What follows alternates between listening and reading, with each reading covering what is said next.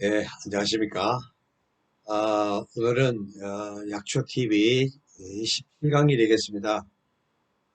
큰 제목으로는 천지창조, 완, 소제목으로는 우주의 역사. 근데 뭐 약초TV에서 무슨 천지창조, 대우주 뭐 이것과 무슨 상관이 있느냐, 이렇게 거창하게 이런 주제로 시작을 하느냐. 하지만 상관이 있습니다. 동양의학은 그 신토불이라는 말은 나는 자연과 하나이다 라는 얘기죠. 이것은 에, 대자연과 나는 유기적인 관계에 놓여 있다 이런 뜻이죠. 이러한 개념의 그 의학으로서 대자연과 대우주와 유기적 관계에 놓여 있다. 그래서 우리 인간은 대자연에 이렇게 동화되어 살아가는 자연의 일부이다. 이런 새로운 인식을 좀 하셨으면 해서, 새로운 인식이 아니죠. 이게 근본이 그렇습니다. 그래서 오늘의 주제를 그 천지창조, 우주의 역사, 이런 주제를 꺼내봤습니다. 나는 극히 자연의 극히 일부인 자그마한 존재지만 난 자연의 영향을 늘 받고 산다는 것을 잊어서는 안 될 것이다. 대자연과 대우주는 나를 만들어준 생명 탄생의 근본이다.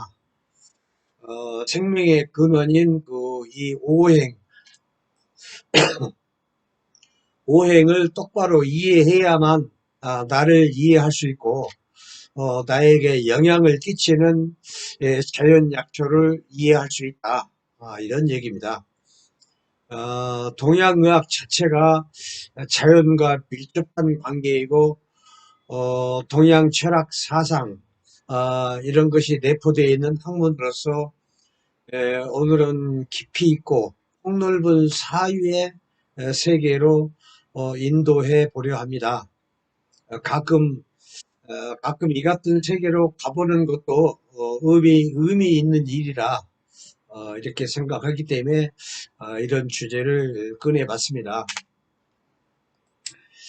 그래서 오늘의 이 시간은 우리들 흔히들 소우주라고 부르죠. 소우주라 불리는 나라는 존재는 언제 어디서부터 시작됐을까? 나를 만든 이 오행에 대해 이렇게 몇 말씀 간추려 말씀드리기로 하겠습니다.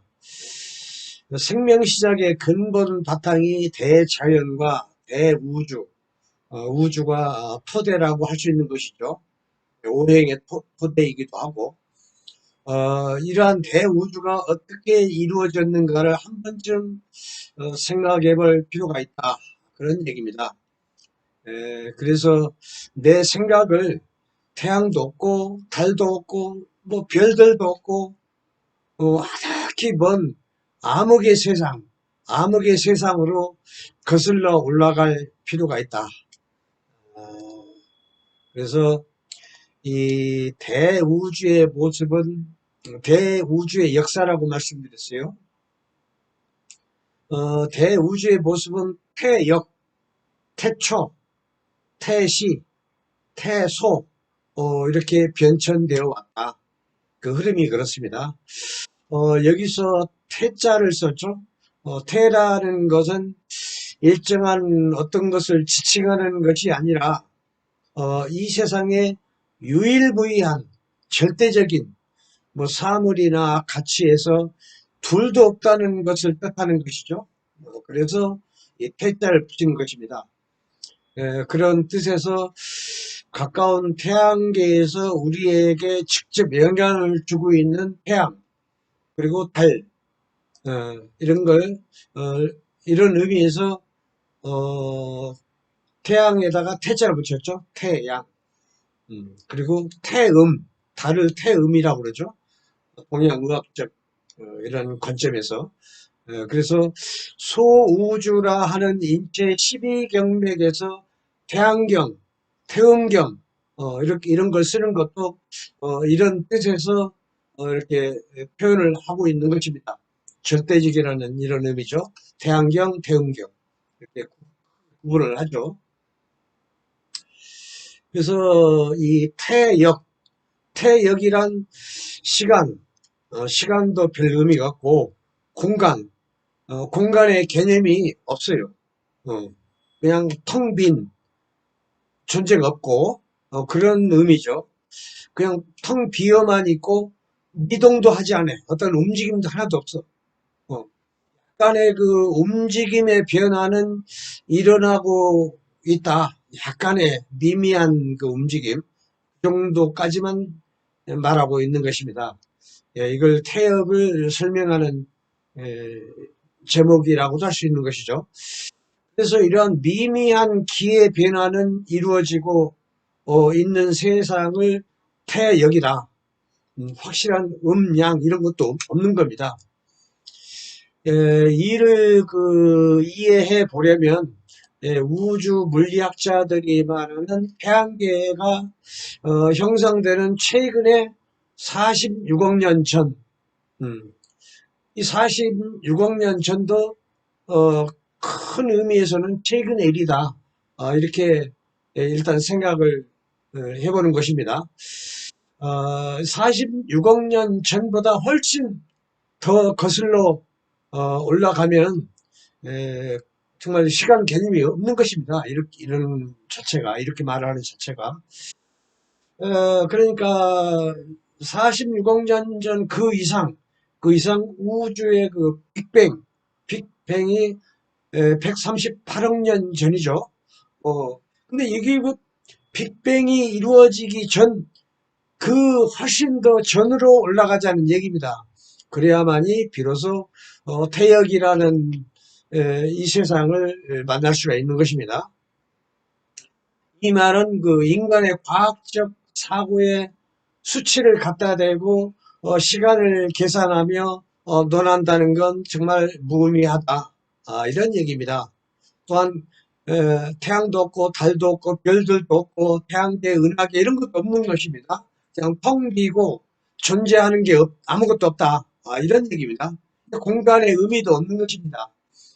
그러니까 시작도 없고 끝도 없는 이 드넓은 대우주에서 태양계와 은하계의 크기는 마치 한 뼘 정도에 비유될 수 있다. 그렇게 끝이 없는 대우주라는 얘기입니다. 그러하건대 뭐 공간적 거리나 크기를 논한다는 게 무슨 의미가 있겠느냐 이런 얘기입니다.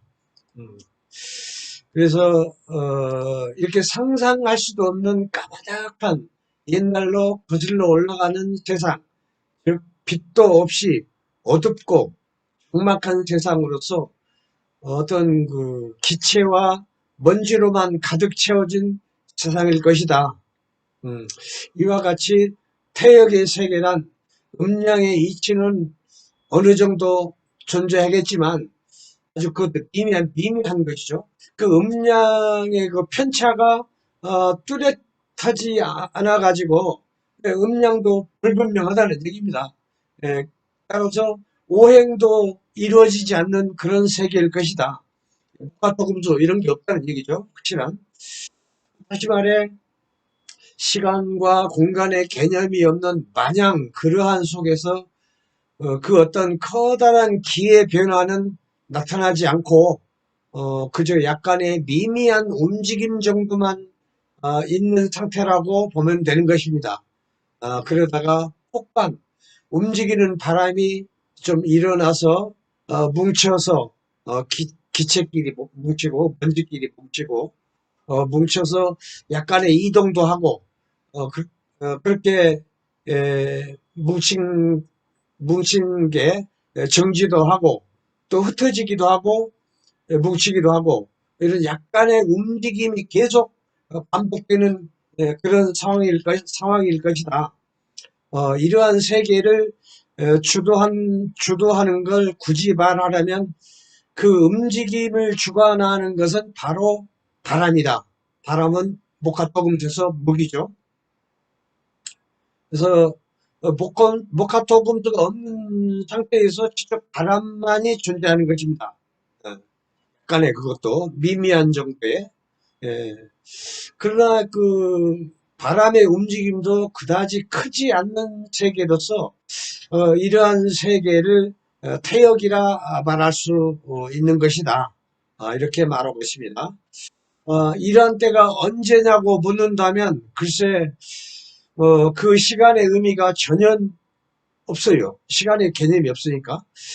그 시간 개념 역시 수치를 들이대며 이렇다라고 말할 수가 없다는 얘기입니다. 마냥 한없는 그런 세계라고 말해야 적합한 말일 것이다. 이렇게 말을 하고 있어요. 이게 태역의 세계다. 그러니까 음양의 세계도 불분명하고 당연히 목화토금수 오행도 없는 세계입니다. 이윽고 이제 이런 세계를 지난 그 태초라고 하겠습니다. 태초로 접어드는 것입니다. 태초라는 건 태양과 달도 없고 별들도 없고 어둡고 적막한 끝이 없는 세상이다. 그러다가 어느 때 특정한 어느 곳에 기후 변화가 크게 생기기 시작하고 느린 것에서 빠른 것으로 진행이 되기도 한다. 다 그런다는 얘기가 아니라 부분적으로 빠른 변화가 생긴다는 얘기죠. 이렇게 빠르게 진행된다는 것은 바람이 좀 더 세게 이렇게 움직인다는 얘기입니다. 그래서 목생화 그 원칙에 따라서 바람이 세게 일면 당연히 목생화 원칙에 따라서 열기가 생기는 것은 당연한 것이다. 이렇게 이해를 하시면 되겠어요. 그래서 이렇게 분명하게 바람과 열기라는 서로 다른 길을 느낄 수가 있다. 그러니까 드디어 이제 목도 생기고 화도 생기는 것입니다.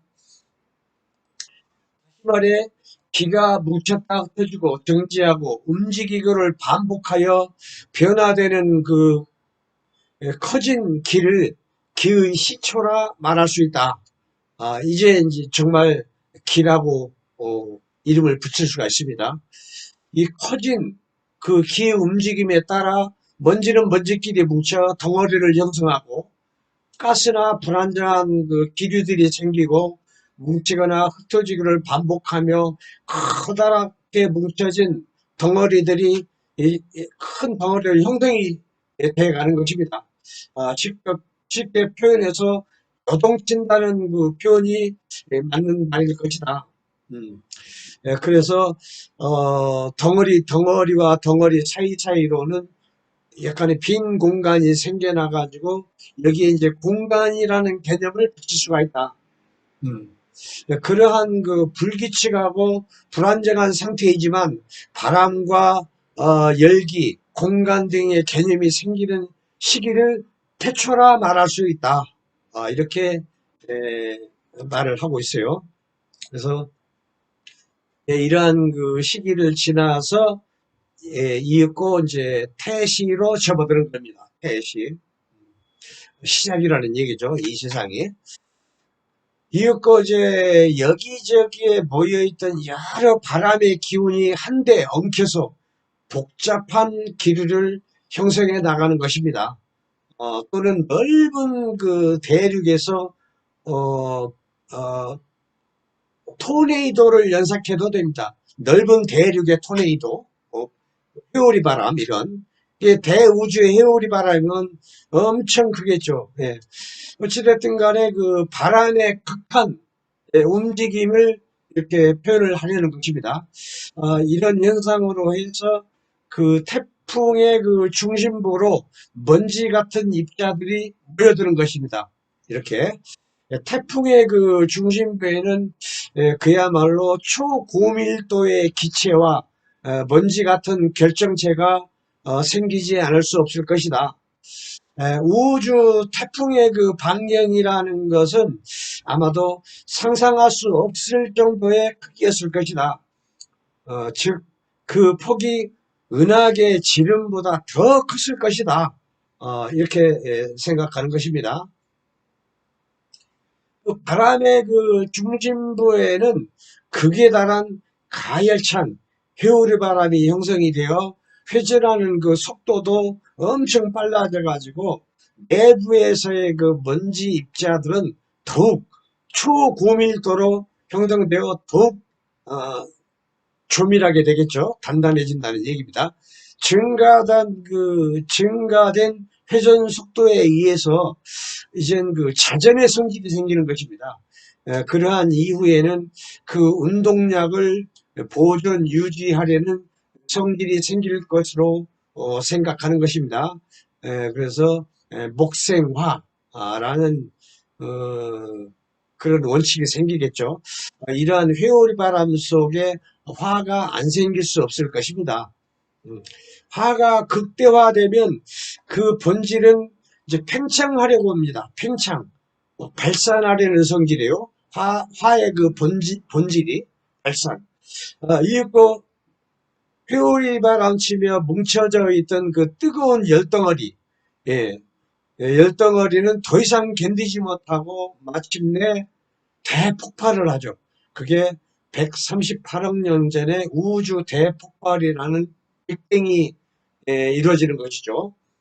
이로 인해 대우주는 무겁고 단단한 것의 원소들끼리 뭉쳐 새로운 많은 별들이 형성이 되는 것입니다. 어, 새로, 새로운 별들이 생겨났지만 그런 후에도 우주의 시간은 기체와 작은 먼지, 새로 생긴 별들 이렇게 한때 서로 엉켜가지고 또 뭉치고 흩어지고를 반복하며 한편으로 또 행성도 있겠고 또 행성이 아닌 미행성들 이런 게 한때 뒤섞여 존재한다는 얘기입니다. 우주 질서가 지금 현재 안정적인 우주 질서가 아니고 아주 뭐 뒤섞여 있다는 얘기입니다. 질서가 없는 우주 질서, 빅뱅 이후로. 그래서 이렇게 뭉쳐진 물질들이 그 충격파, 이렇게 서로 부딪히기도 하고 그러겠죠. 예, 별들끼리, 행성들끼리 아니면 미행성들하고도 또 행성하고 또 부딪히기도 하고, 한데 뒤섞였다는 얘기입니다. 그러한 그 충격파로 밀도가 높은 부분이 자체적인 그 중력이 생기겠죠. 힘이 세죠. 끌어당기는 힘이.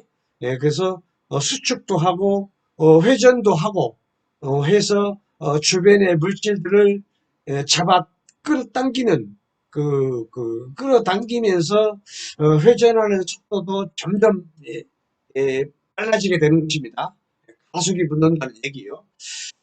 이러한 힘이 바로 풍열인 것입니다. 힘의 원천이 풍과 열. 풍이라는 건 계속 움직임을 주도하는 것이죠. 아까 말한 회오리 바람처럼. 예. 그러한 그 풍과 열이 확실하게 목화가 완벽하게 된 것입니다.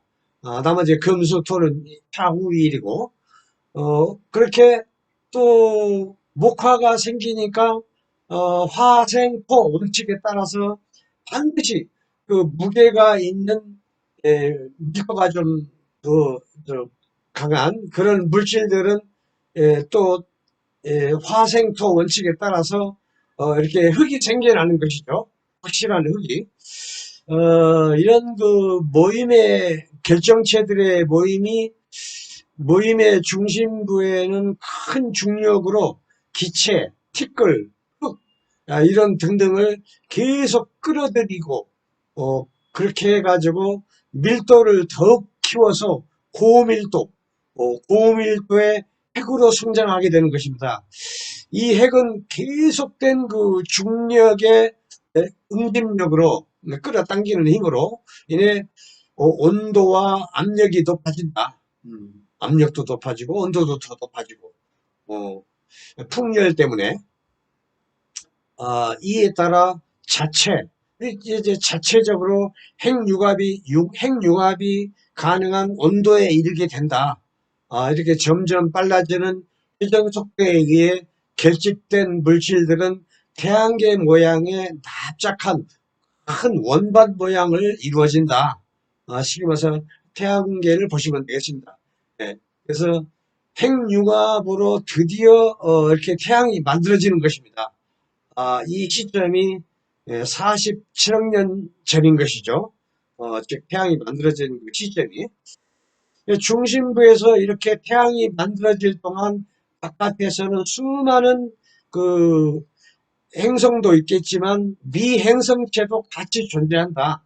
지속했다는 얘기입니다. 이러한 미행성체들은 초기 태양 주위를 돌면서 서로 간의 중력으로 서로 충돌하고 서로 뭉치기를 반복하면서 초기 행성들이 만들어진다. 아, 초기 태양 주위에서는 온도가 매우 높은 데다가 태양풍도 불어 응결 송도가 낮은 가벼운 그 물질들은 날아가 버리고 응결 온도가 높은 물질들은 응축해 가지고 또 지구가 만들어지게 되죠. 즉 현재로부터 46억 년 전 일입니다. 이렇게 지구가 만들어지는 것이죠. 즉 지구의 나이가 46억 년이라는 얘기입니다. 그때는 지구의 그 지름이 현재의 2분의 1 정도였을 것이다. 초기 지구에는 평균 1년, 1년의 개념이 또 틀리죠. 지금의 크기보다 절반이라고 이렇게 얘기하고 있어요. 절반이고, 태양을 한 바퀴 도는 게 1년이거든. 근데 그때는 크기도 지금보다 절반밖에 되지 않았고 그 속도도 더 빨랐을 것입니다. 그러니까 1년이라는 게 지금의 12달이 아니라 아마 뭐 5개월인지 6개월인지 그건 모르겠죠. 아마 제 상상으로는 절반 크기니까 또 지금보다 더 뜨거웠으니까 회전 속도도 더 빨랐을 것이다. 그러니까 지금의 1년 12개월이 아니라 절반 6개월 아니면 3개월 4개월 태양을 한 바퀴 돌 그 주기가 그렇게도 생각할 수가 있습니다. 그러면서 그렇게 하여튼 어떻게든 1년이라고 합시다. 한 바퀴 도는 게 1년. 그래서 1년에 그 1000개가 넘는 그 미행성체, 예, 규칙적으로 따라다니는 그 별이 아니고 아직 그런 불규칙한 그런 행성들, 그런 행성들이 1000개가 넘었다는 얘기입니다. 이게 막 이렇게 돌면서 서로 충돌하고 합해지고 불덩어리죠. 쉽게 말해서 불덩어리들이 합해졌다 흩어졌다 합해졌다 흩어졌다 이렇게 뒤섞였다는 얘기입니다. 이 지구 자체의 덩어리가 커지고 그렇게 해서 지구 자체 덩어리가 커지고 중력이 커지면서 미행성들을 끌어들이는 힘도 강해지고 충돌 규모도 더욱 커지게 되는 것이죠. 미행성체들은 엄청난 속도로 지구에 충돌해 가지고 초기 지구의 성장을 가속화시켰다. 그렇게 오늘과 같은 크기의 덩치로 이렇게 성장을 한 것이다. 이 지구가. 지구형으로 분류되는 것이 지구, 화성, 금성, 수성, 이렇고, 지질은 대부분, 밀도가 조밀하고 단단하고, 이런 흙이나 암석, 이런 불덩어리겠죠. 그리고, 목성형으로 분류되는 것은 기체형, 그러니까 이런 물질보다도, 이런 기, 예, 가스, 뭐 이런 여러 가지 어떤 보다 조밀하지 않겠죠. 이런 기체형으로 목성, 토성, 천왕성, 해왕성 이렇게 분류가 되는 것입니다. 태양계 안에서만. 그래서 47억 년 전에 불덩어리에 밝은 태양이 있었으니 태양의 나이가 47억 년이죠. 그때 태어났으니까 그때 형성이 된 거니까 이 이렇게 47억 년 전에 태양이 있어가지고 이 세상에 밝은 빛이 생기고 세상이 밝아지고 따뜻해진 것이다. 이렇게 빛과 어둠이 확실하게 구분이 되고 또한 하늘과 땅이 확실히 구분이 되는 것입니다. 천지가 확실하게 구분이 되고 어둡고 환한 것이 확실히 구분이 되고 음양, 금수가 이로써 비로소 목화토금수가 확실히 형성이 된 것입니다. 그래서 그 비로소 이제 생명 탄생의 그 기본 토대가 어, 토대라고 해야 하나 기본 재료라고 해야 하나 하여튼 생명 탄생의 그 기본이 목화토 금속 오행이지 않습니까? 그게 확실하게 형성이 됐다. 음, 그래서 그 토대 위에서 생명이 탄생된 것이다. 이런 얘기를 제가 말씀드리고 싶어서 여기까지 목화토 금속 오행 형성 이 과정을 제가 말씀드린 것입니다. 이렇게 앞에서의 그 상황처럼 목화라는 건 바람과 열, 풍열 이걸 말하는 것이죠. 한편으로 또 양이고 음양에서 양이고 목화의 성질은 뭔가를 움직여주고 가열시키고 팽창시키고 폭발하려는 그러한 성질이죠. 또 금수의 성질은 존재하는 모든 것을 차갑게 식혀버리는 겁니다. 불도 식혀버리고 막 끌어당기는 힘이고 응집력, 인력, 중력 이렇게 전부 금수의 기운인 것입니다. 이렇게 딱딱하게 묵직하게 하려는 성질이 이러한 그 어떤 결정체를 만들려는 성질인 것입니다. 그래서 이걸 음양분리에서 음이라고 하는 것입니다. 그래서 세분화해서 금과 수 이런 것입니다. 확실하게 목화토금수 오행이 형성이 된 것입니다.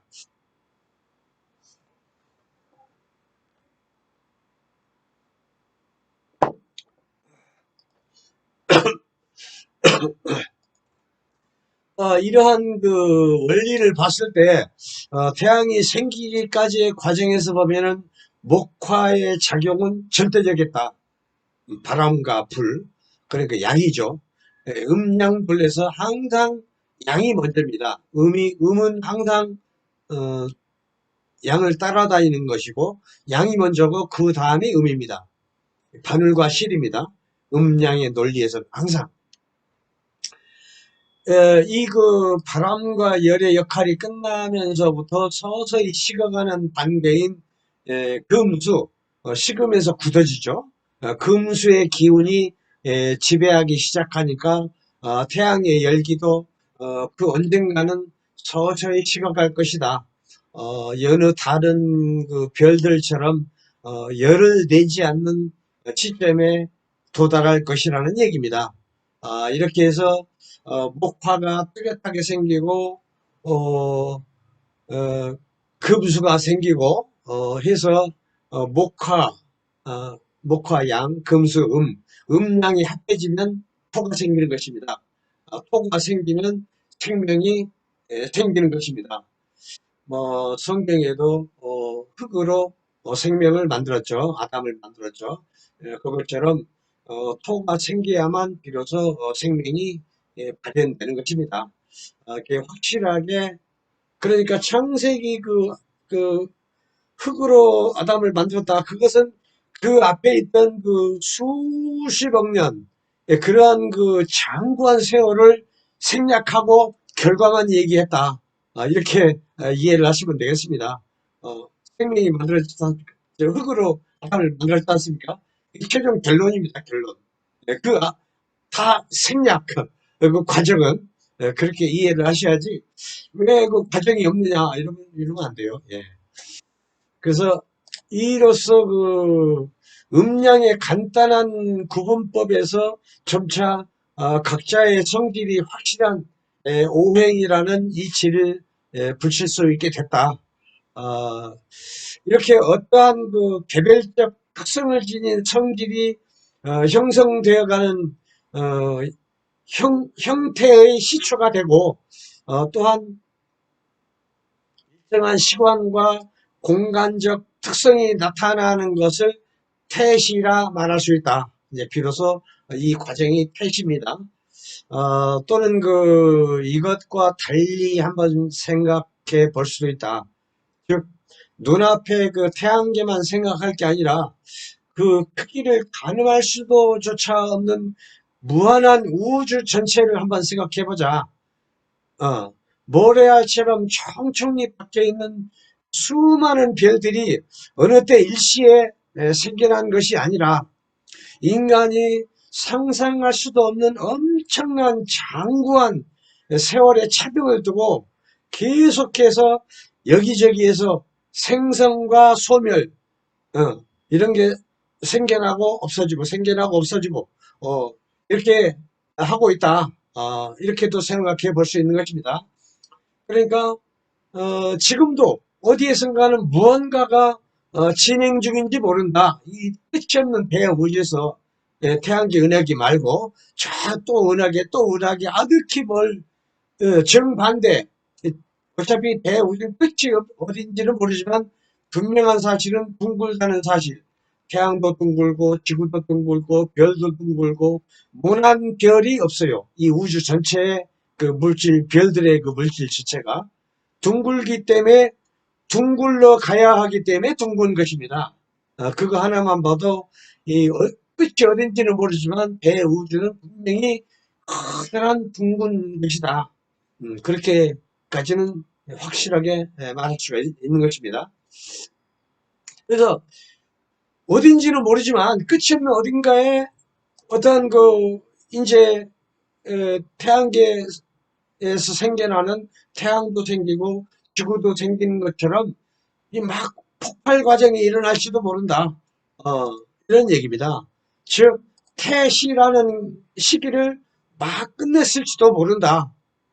그래서 이 우주는 가만히 있는 게 아니고 끊임없이 이곳저곳에서 이런 여러 사건들이 일어나며 그 얼굴이 바뀌어가고 있지 않느냐. 같은 얼굴이 아니다. 이 우주의 얼굴이 항상 수시로 변해가고 있다. 변하고 있다. 우주는 이렇게 우주의 모습을 제가 말씀드렸어요. 이제는 태시를 거쳐서 태소에 들어가는 것입니다. 태소. 우주 역사를 대충 네 가지 시기로 구분을 해서 제가 설명을 드리고 있는 것입니다. 지금 이제 태시를 끝나고 태소에 들어가는 것입니다. 그래서 지구 불덩어리가 서서히 식어가면서 이제 지구 꺼죽에서 생명체가 만들어져도 생명체가 타죽지 않을 정도의 적당한 온도가 되는 것입니다. 오늘의 우리 현재처럼 이렇게 식는 기간이 45억 년, 6억 년 걸렸다. 이렇게 이제 생존할 수 있는 그런 여건이 됐다. 이렇게 장구한 세월이 걸렸다. 식는 기간이. 이런 토대에서 실질적인 물질과 생명들이 이렇게 생겨나기 시작하는 것이죠. 그래서 이것은 즉 지기, 지기에 의해 천기가 각각 합해지면서 지기와 천기가 합해지는 것이죠. 합해지면 쉽게 말해서 종교적으로 말하면 하늘의 뜻이 땅에 이루어지는 것이죠. 천기와 지기가 합해져서 생명들이 생겨나는 것을 말하는 것입니다. 양의 성질이 많은 것은 활동하는 움직이는 동물로 생명체가 이루어지는 것이고 또한 움직임이 덜한 음의 성질이 많은 것은 식물로 결정될 것이다. 이런 얘기입니다. 크게 봐서 그렇게 해서 생명들이 만들어지게 되는 그 시작으로 해가지고 하늘과 땅과 산과 바다가 생겨가지고 그 위에 물고기도 생기고 나무도 자라고 온갖 동식물이 만들어지고 이렇게 살아갈 수 있는 터전이 만들어져 가지고 우리가 살고 있는 현재에 이른 것이다 라고 볼 수 있는 것입니다. 생명체계 있다는 것은 음양오행이 확실히 있다는 것을 음양오행의 원칙에 따라 그 혜택으로 천혜의 조건을 갖춘 이 지구에 이렇게 많은 생명체가 번성하는 것입니다. 이렇게 영논리로 한번 영논리를 한번 피워보겠습니다. 만약에 이 태양이나 지구 또는 하늘에 떠 있는 수많은 별들이 어떤 그 블랙홀, 대형 블랙홀 같은 현상으로 해서 어느 날 갑자기 한꺼번에 사라진다. 거대한 회오리 바람에 의해서 또는 뭐 지구의 그 무슨 핵전쟁이라든가 이런 대형 사고가 터져가지고 지구가 뭐 반쪽이 날아가 버린다거나 아니면 부서져 버린다거나 완전 분해가 돼 가지고 가루가 됐다 칩시다. 그러면은 그 미세한 흙먼지 가루가 우주 전체 공간에 뿌려지고 그 가루가 공중에 둥둥 떠다니게 될 것이고 이제 기도 없어요. 움직임도 없어요. 이런 상태, 즉 태역의 상태로 되돌아갈 수 있다는 얘기입니다. 그렇게 된다면 그동안의 존재에 작용하고 있던 목화토금수, 오행, 음력의 법칙도 성립이 될 수 없다. 따라서 오행도 없어지게 된 것이다. 이런 얘기입니다. 영논리를 한번 말씀드려봤어요. 이렇게 그 생명 탄생의 근원을 제가 한번 말씀드려봤습니다. 결국은 우리 생명 탄생의 비밀은 음양오행이 아니겠습니다. 아니겠습니까? 그리고 음양을 간단하게 약한다면은 음과 양, 음양, 음양의 합이 한 생명체가 되는 것이죠. 그래서 생명의 근원을 말씀드린 이유는 우리가 나는 그 자연의 일부로서 자연에 동화되어가는 자연의 일부인 존재이죠. 그리고 나뿐만이 아니고 뭐 인삼, 구기자, 오미자, 모든 약초, 우리가 먹는 음식 모든 게 자연이 아닌 게 없습니다. 자연은 자연을 좋아해요. 자연에서는 병도 생길 수가 있어요. 자연과 화합이 잘 안 되면. 그런데 질병이 고혈압, 당뇨, 전립선, 자궁, 근종, 무록, 폐암, 치매, 중풍 모든 그 크고 작은 병들이 자연과 화합을 하고 자연과 유기적인 관계에서 화평을 찾으면은 모든 질병이 원상 회복된다. 그런 논리입니다. 그런 의미에서 뭔가 자연에 화합이 안 된 그런 부분이 있으면은 자연의 일부인 약초, 구기자, 헛개, 감초 이런 것을 섭취함으로써 내 몸의 그 화평, 내 몸의 그 음양오행이 화평이 깨지면 질병이 생기는 거거든. 따라서 음양오행의 화평을 이루어 놓으면 쉽게 말해서 음양오행의 평화, 화평이나 평화나 똑같습니다. 서로 화합을 이루면은 모든 질병이 사라진다. 이런 논리입니다. 그래서 내 오장육부의 화평, 내 건강의 화평, 이런 걸 똑바로 잡기 위해서 흔히들 약초를 많이 쓰죠. 근데, 이런 그 최소한의 음양오행 법칙이라도, 알고, 이 약초를 접해야겠다. 어, 똑같은 인삼이라도 이 사람은 좋은 사람이 있고, 이 사람은 별로인 경우가 있고, 똑같은 감초라도 똑같은 병증이라도 이 사람은 감초가 맞는 사람이 있고 감초에 별 효능이 없는 사람이 있고 다 틀린 것입니다. 최소한의 음양 오행 법칙이라도 이해를 하고 약초를 접하면은 많은 도움이 될 것이다. 이런 뜻에서 광범위하게 이렇게 에, 대우주까지 대자연까지 끌어들여봤습니다. 그래서 오늘 시간은 이 정도로 하고 다음에는 천지창조 2가 되겠습니다. 예. 그래서 뭐 어떤 초보자들은 다소 뭐 이해하기가 좀뭐 힘들 줄 압니다. 그렇지만 계속 뭐 두 번, 세 번 반복해서 듣는다면은 이해 못할 것도 없습니다. 제가 또 워낙 쉽게 표현을 했기 때문에 제가 처음 시작하는 것이니만큼 뭐 구독, 좋아요, 공유 이거 좀 부탁드리겠습니다. 예, 솔직히 저도 만인을 위해서 이렇게 최선을 다해서 노력을 하고 있습니다. 아, 아무튼 뭐 다음 강의를 준비하는 걸로 하겠습니다. 예, 다음 강의에 뵙겠습니다. 예, 감사합니다.